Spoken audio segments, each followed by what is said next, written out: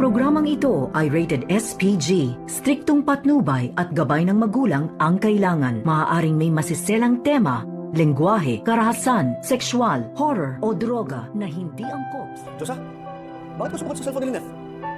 Kasi magkasama kami dalawa ni Lynette, niyaya ko. Tila nagalit nga itong si Doc Carlos Benitez nang sagutin ni Diyosa itong cellphone ni Lynette at nagtanong nga ito na kung bakit siya daw ang sumagot sa cellphone ni Lynette at nasaan daw itong si Lynette. At dito nga nagpaliwanag itong si Diyosa na magkasama nga sila ni Lynette dahil inaya nga ni Diyosa itong si Lynette na lumabas at dalawin nga itong puntod ni Cromwell. At dahil dito, nagtanong itong si Carlos kung nasa ang lugar ba daw sila. At dito nga sinabi ni Diyosa na ibibigay na lamang daw niya itong address kung nasaan sila dahil tila nagkaroon nga ng kunting problema dito nga kay Lynette at naalala na naman daw ang kanyang nakaraan. At hindi na nga nagpatumpik-tumpik pa itong si Carlos kaya agad na pinuntahan itong lugar na sinabi ni Diyosa at hanggang sa nakarating na nga itong si Carlos doon.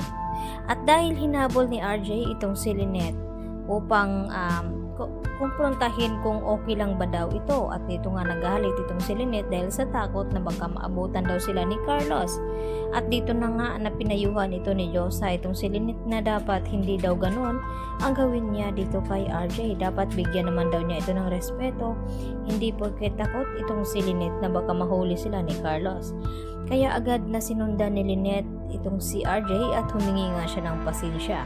Kaya sakto naman na yun ang naabutan dito ni Carlos at hindi nga nagkamali dahil sa tindi ng selos ni Carlos ay nagawa niya ngang hilain palabas ng restaurant itong si Lynette at hanggang sa kanilang bahay nang makarating sila ay hindi pa rin natigil itong si Carlos kakadakdak dito nga kay Lynette.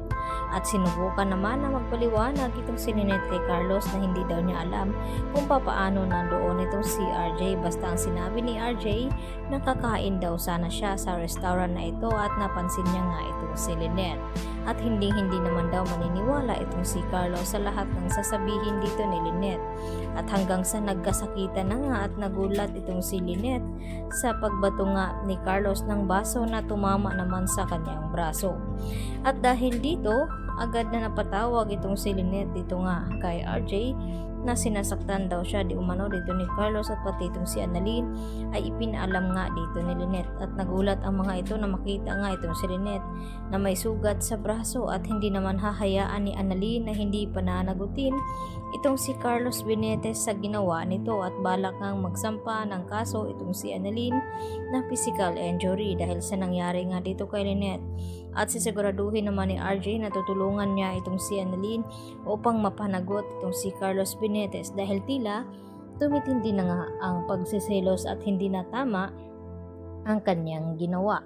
Dahil hindi lang ngayong beses na ito na sinaktan niya itong si Lynette dahil pangalawang beses na nga niya na nasaktan itong si Lynette at hindi na nga palalampasin ni Lynette ang pagkakataong ito na dahil tila sa tindi ng selos ay nagawa ngang manakit itong si Carlos. Lalo pat pinag-iinitan nga ni Carlos ngayon itong si Annalyn Santos na hindi daw dapat deserve ni Annalyn na mapunta dito sa Japan kung saan ay tila hindi nagustuhan ni Carlos itong ginagawa ngayon ni Mang Pokwang at hindi natuturuan daw ni Annalyn ng maayos dahil tila ginawa ang ospital ng East Street na charity dito ni Annalyn dahil sa mga pasyente na pinapakain nga dito ni Aling Pokwang. Kaya hindi niya ito nagugustuhan kaya palpak daw ang challenge na ginawa na inaccept dito ni Annalyn. Subalit hindi pa natatapos ang laban dahil sisiguraduhin nga ni Aling Pokwang na matutuwa itong si Carlos Benitez sa performance na gagawin nito.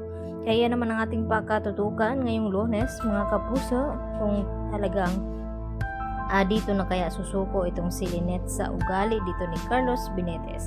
Yan na po aking karagdagang latest update today at maraming pong salamat sa inyong pananatiling panonood dito sa aking munting channel mga kapuso. At hanggang sa muli at huwag niyo po sanang kalimutan i-like at i-subscribe ang aking munting channel na ito. Hanggang sa muli, marami pong salamat sa inyong pakikinig.